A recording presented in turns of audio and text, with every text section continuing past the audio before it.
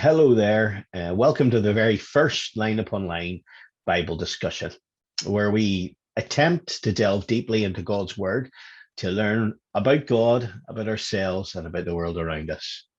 I'm your host today, Andrew, and we will be joined by another brother in Christ, David Williamson from Belfast.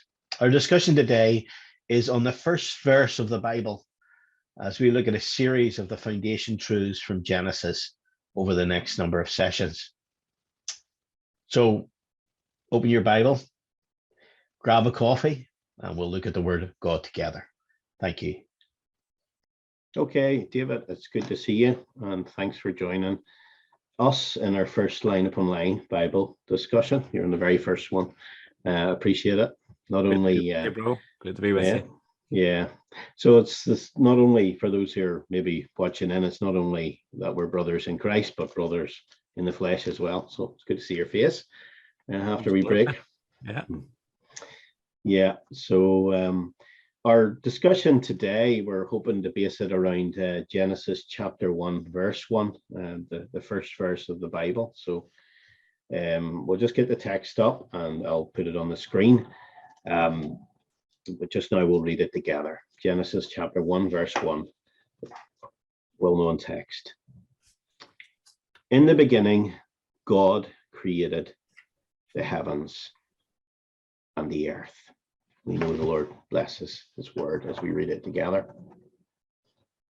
Well, just there's something about this verse that sort of is so familiar to us, I suppose, in many ways, and yet past that initial observation, there's just so much in it, isn't there?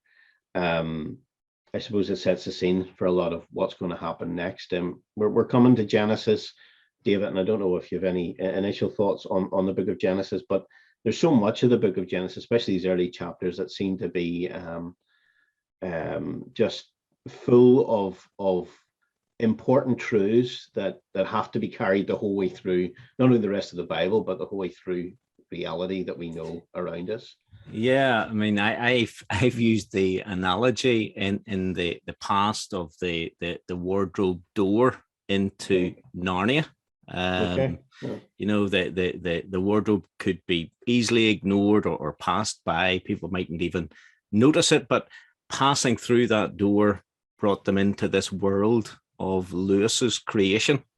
Okay. And and Genesis 1, Genesis 2, Genesis 3, and of course Genesis 1 particularly that we're looking at, it can be easily read, maybe easily ignored, but properly understanding it leads us into the real world, the world that God created. It gives us a proper view of that world. It helps us to see the world just as God intended it to be seen. So yeah, I think that's helpful. Just say that idea of like familiarity sometimes in these things, it can breed a kind of complacency.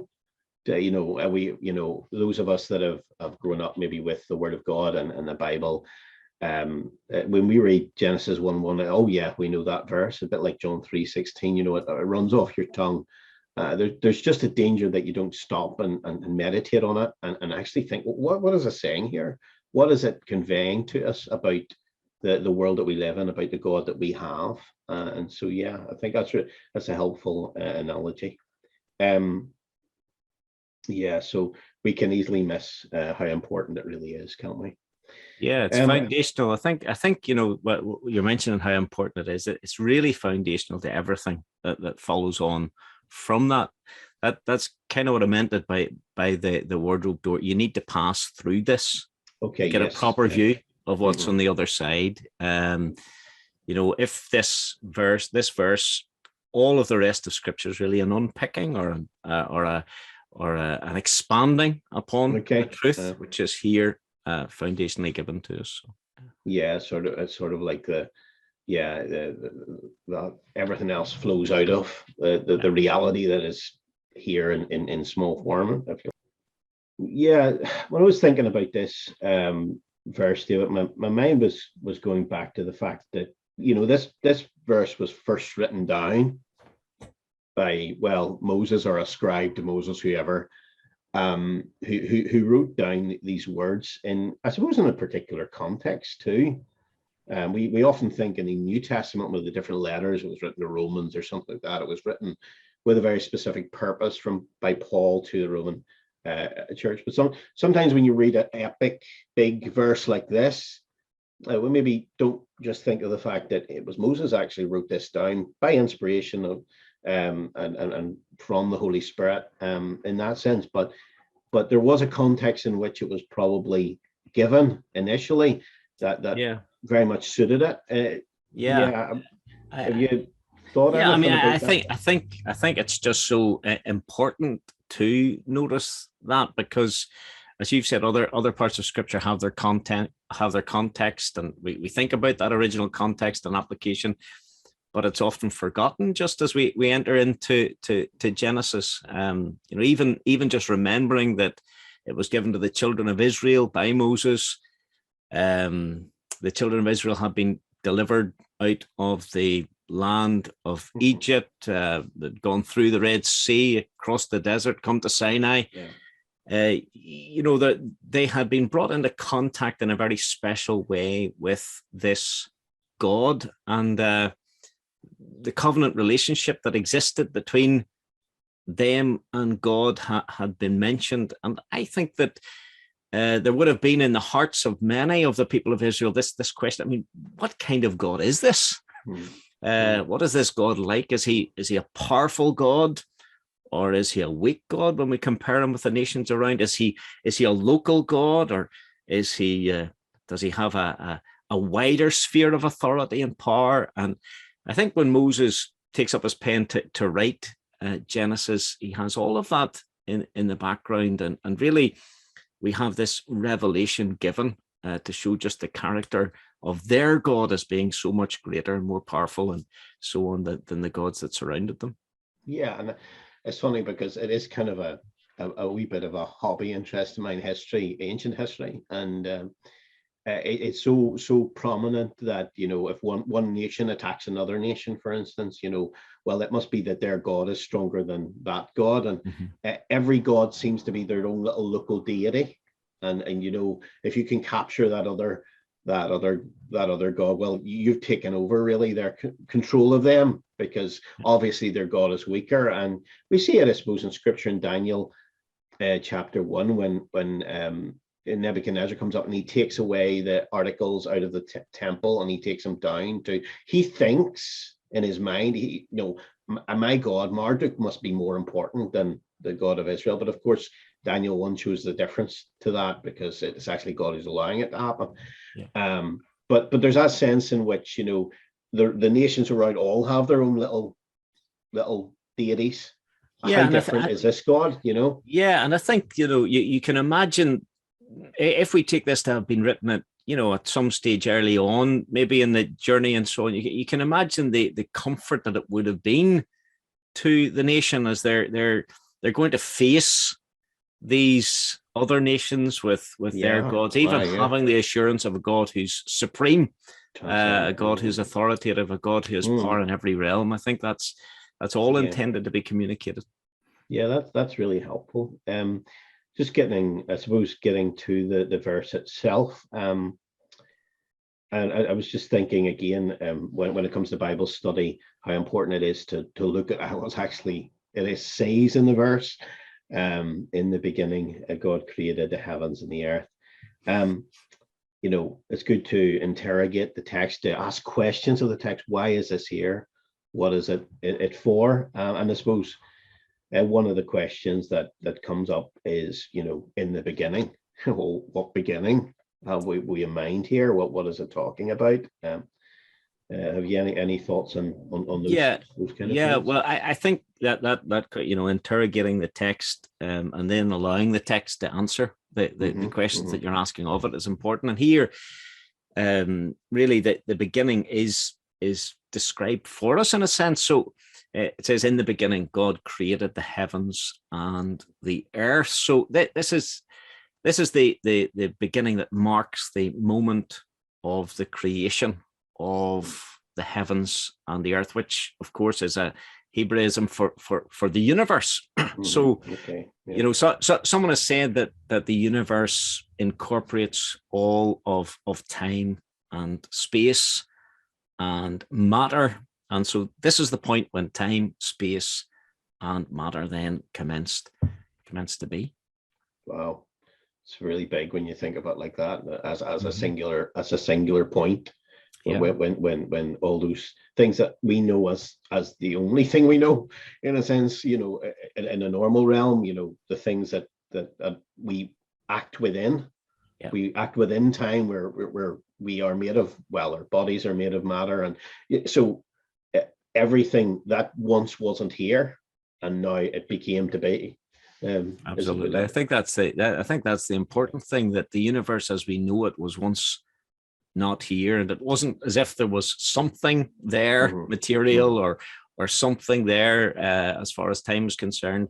It all commenced at a point, and really that point described. Yeah, we can't go beyond that.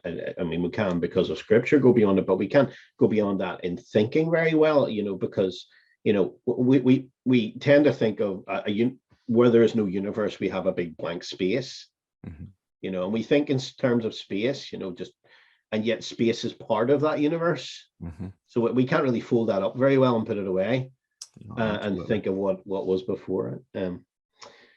So it's tremendous in the beginning. Yet we have this, this wonderful sense in which in the beginning God, so we have, obviously key subjects here. We have the personal God, who's acting at a specific beginning time, if you like, and he is creating. In the beginning, God created the heavens and the earth. Obviously, the way God is now being presented to us is God as the creator, as the one who initiated everything, as the one who created everything. And we know from scripture that we're to remember our creator. But how are we to understand God as a creator? I mean, how should that inform us as believers, say, shape our thinking? Any help there? Yeah, well, of course, understanding God as creator is to recognize that we are creatures, and that automatically points to a relationship in which God has authority, and we have responsibility to Him. Right. That word authority is interesting because it includes within it the word author.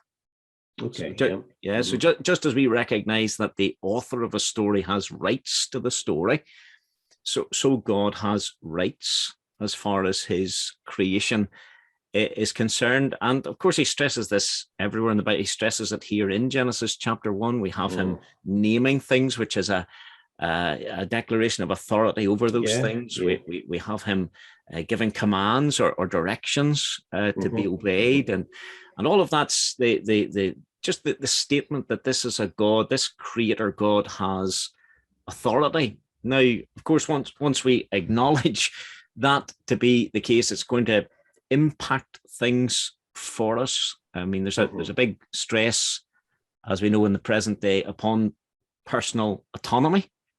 That's true. I'll do what I want with my body, maybe as an example.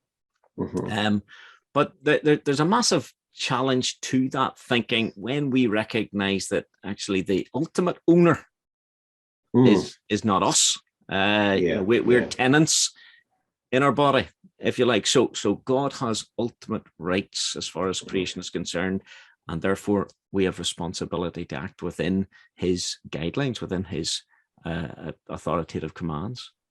Yeah, I think that's really helpful. So, there's a sense in which we're looking at. Well, you could almost use the term probably more broadly in the sense of God's kingdom being the universe in this sense, I suppose, and him as the king, the authority in the universe. Now, that's obviously going to be developed in a lot of ways through scripture, which we're not going to be able to deal with now. But I think that sense of authority, even the potter and the clay analogy that's brought out later in scripture, is, and once there is a recognition of a personal God, and maybe the personal nature of God too is important in that. A mountain can't have authority over us to the same extent as someone, a being, a person, in a sense, because something that is inanimate can't have the same authority over us as someone.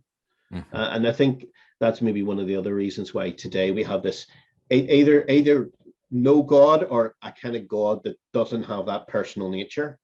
That kind of the desire to escape a sense of accountability to another person. Well, I find it again and again. I'm speaking to folks, and this is where I don't mind there being a God, but I want to call the shots as to what the God's like.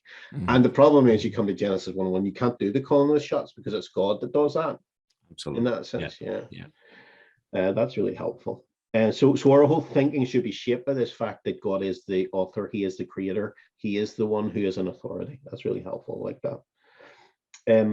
Now, and there's a term that's used sometimes that God creates ex nihilo, that He creates out of nothing, which is a tremendous thought. Can you explain maybe what is meant by that? Or what many people mean by it anyway. Well, we use the term create and creation quite widely. We talk of the creation of an artist, and that's a fair way to speak. And what we mean by that is that the artist imagined something and then brought what they imagined into existence in the physical realm. Of course, now the artist or sculptor or whatever, they had pre-existing tools and they had pre-existing material.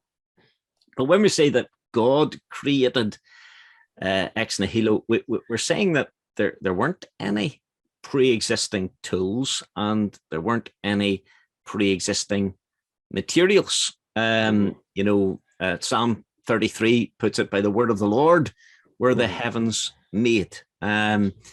So I think what's helpful just to notice in there, at least I've found it helpful, is that God's power, it's not just simply more of the same that we have.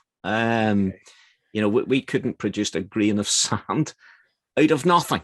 We just don't have that capacity at all. So God's power is, in a sense, of a different order here. He's produced a universe of millions of galaxies out of absolutely nothing. It's tremendous, isn't it? Just to ponder. I think that's helpful. So basically, you're saying, like, as an artist, we use a paintbrush and a canvas and the paints to produce what they produce. There isn't any paintbrush, there isn't any canvas, there isn't any paints here. The artist does have the ability to think.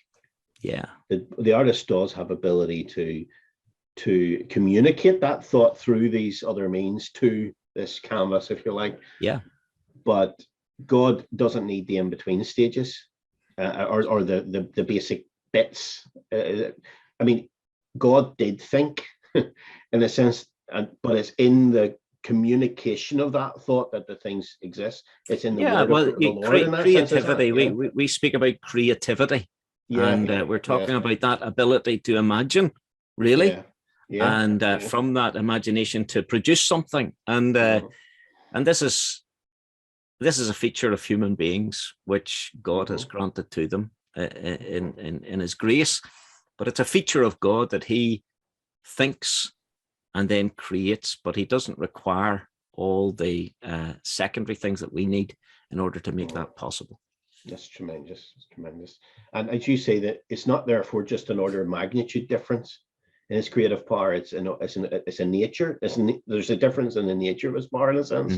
You could almost say, and yet He gives us something a little bit like it as human beings, which the rest of the animal creation anyway doesn't seem to possess, certainly not in any great amount. That's really helpful. So I think it was obvious that we're drawing from this verse, in the beginning God created the heavens and the earth. Something about God's authority and power and its creative excellence. Is there anything else that perhaps can be inferred from this verse about God that is fleshed out in subsequent revelation and developed? Yeah, I mean, you could spend a long time in doing that, and I think actually that's. I mean, you mentioned, I think, in the introduction, Andre, the important thing about this, the Bible being God's self-revelation. So God wants us to learn about him as we read it, and he opens it with something that will reveal certain aspects of his character. But evidently, first of all, it does confirm to us that God is eternal.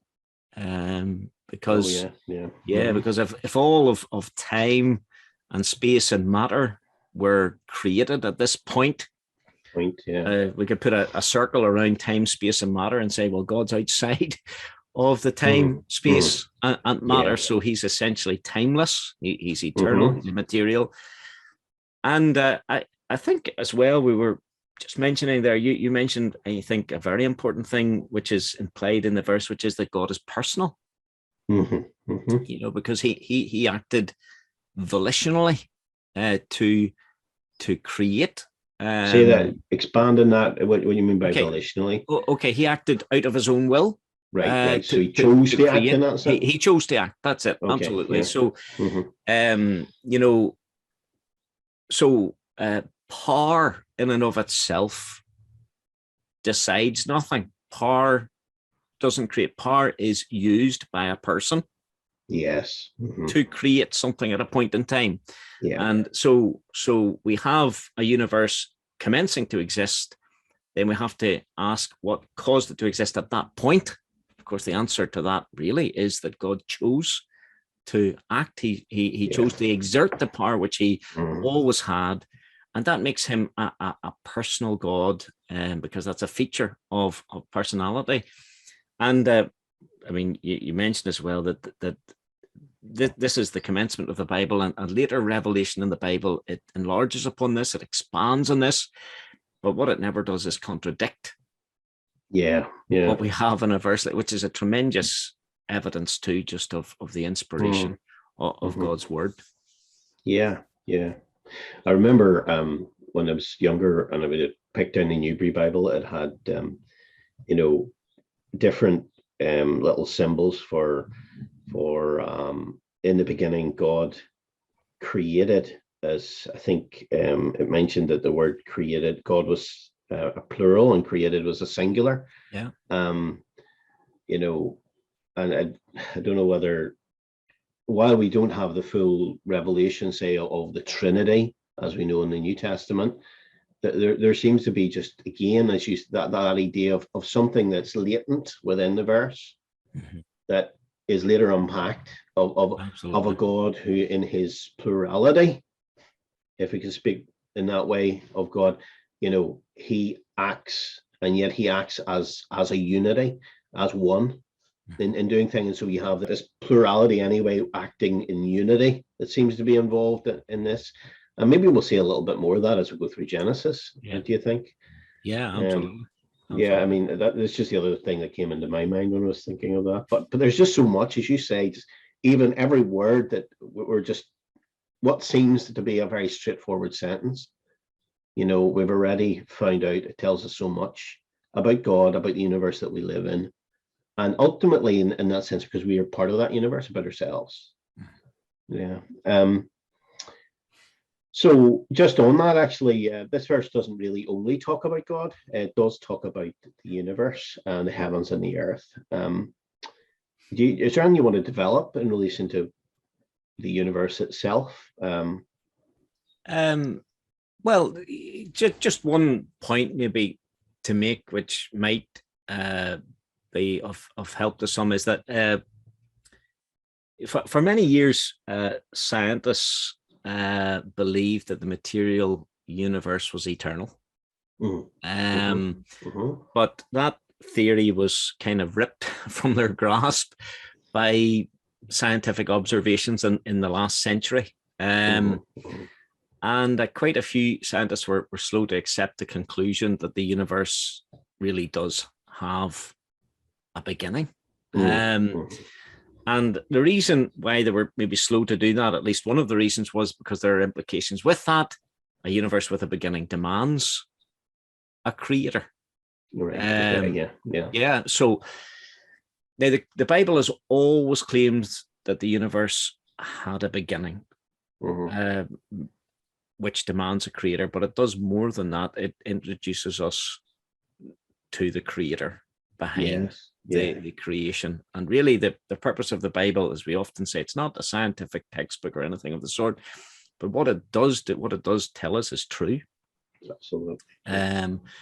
And what it is really written for is to introduce us not so much to the world around us, although it does do that, but to introduce us to the God who's behind all of that. Yeah, the God behind the world in that sense. Yeah, absolutely. That's really helpful. So just another thing, David, maybe when we're discussing these things. The ancient world, as we maybe touched on slightly already, it was full of false ideas about God. You know, God's many and Lord's many, to lift the words of Paul in a different place. Is there any bulwarks that are given to us here in this verse that help us to maybe discern false ideas or help us to stand against false ideas about God that are prevalent, whether it be then or now? Is there anything that really stands out that you feel can help us from this text? Yeah, well, I mean, you might have more in mind than this, but I think there's a point which the verse makes just pretty much on the surface, which preserves from maybe some of the prominent ideologies of the present day, and that is that reality is in two parts. So there's the immaterial, and there is the material. We could speak about mind and matter, and both of these are real. Both of these are real. You know, in our day, we often face up to the materialist who denies the existence of God or denies the existence of a spiritual realm.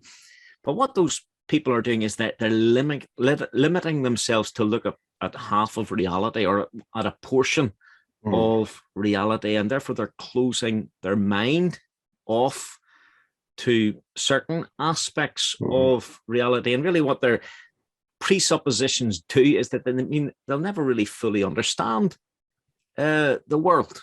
Right.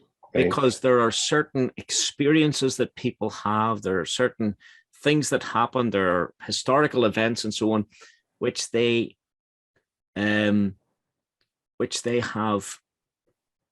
limited their capacity to understand by cutting off a part of reality from their thinking.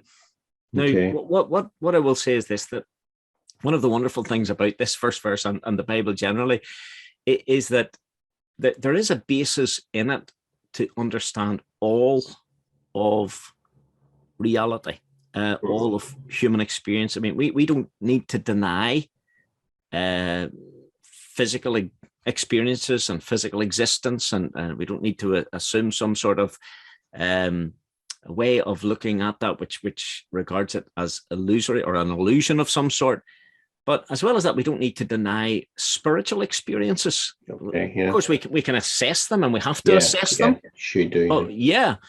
But we don't close our eye. We don't need to close our eyes to either of these realms. And so can I just pick you up on that there, because I'm just bringing it back to the text here. You mentioned that there's the material and the immaterial. I'm right.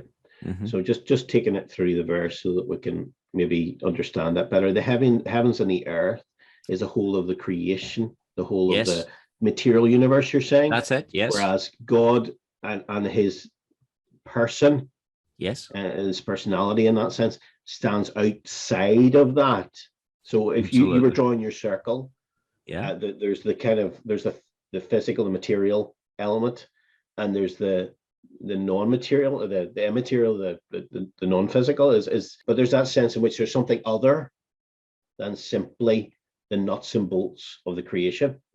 Is that what the way you're dividing the verse or seeing the yes two? yes absolutely. You know, an illustration has been used, and I'm not going to just pick up the illustration exactly as it was used, but maybe just to expand the analogy a little, or to change the analogy a little. If you can imagine two people sitting in a room facing one another. One person is sitting with their back to a window. Okay. The other person sitting with their face towards the person, and obviously their face towards the window. Okay, so this person who's sitting with his back to the window can only see what's inside the room. Okay. Yeah. You know, no capacity to turn their head, so they can only see what's in front of them. They can examine the room, okay, but there is a limit on their view. Now, the person who is facing the mat, who is looking out the window, can not only see what's inside the room, but he can see another realm. He can see another sphere. And what the Bible introduces us to is not just the physical world, but the spiritual. It's and you know, reality in people's experiences, in people's experience, does involve both of these aspects. I think that's really, really helpful. You know, we were mentioning false ideas, and you know how this is a bulwark against false ideas. So we're inundated at the minute, it seems to me, with ideas that come from Eastern, more mystic religions, where reality, the physical things of life, are seen as a kind of illusion. They're not real. Is that what you're saying? Like there are things that aren't real, you know, whereas God's saying, no, actually this is real. It has a beginning, but it's real. You know? And yet in the West, perhaps the more prominent idea is that the only things that are real are the physical material things. You know, it's like, you know, when we die, we're like a dog, and we just die, and that's us, and that's us ended our existence because we are only the sum total of our parts.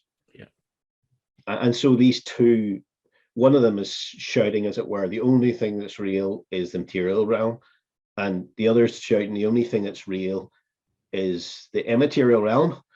And yet the Bible sits in the middle, and Christianity sits in the middle, and it says, you know, these two realms have a connection. So we don't need to deny reality. That's one of the wonderful truths about the Bible. We don't need to deny reality. We need to assess and try and understand it properly, but we don't need to deny it. And that's what I think both of those views that you've mentioned do at some level. I think that's really helpful. And it's really, I suppose, really thrilling, isn't it, to just look at these 10 words, as it were, at the start. Well, I think in English, at the start of our Bible, in the beginning, God created the heavens and the earth. And yet there's so much that just a short thought about them, it tells us about the God that we have come to know, and also about the universe that we inhabit, as it were, now. So is there anything else, I mean, any summary that you want to give to this verse, or anything? It kind of summarizes itself so wonderfully too, doesn't it? Well, I suppose, you know, what you said there, Andre, about its importance, you know, it can't really be overstressed in a sense, because authors generally, I mean, spend a lot of time creating the opening words of their books, and they recognize that the opening sentence of a book is important.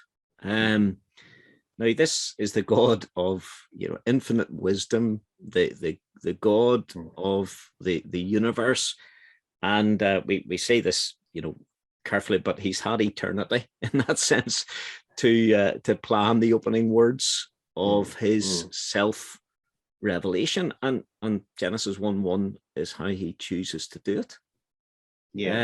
So this is really the portal into the understanding of who God is, and the understanding of all of reality. And so whatever views we have of the universe. The Bible's giving us God's view. He's giving us the Creator's view, and I think, as I've mentioned, we've tried to mention, is that it's the only view which sufficiently explains the reality that all of us face from a day-to-day basis. Really, is that right? Well, I think that's really helpful. Maybe that's a good place to sort of conclude. It's really been a great joy to study this together, and I've enjoyed it.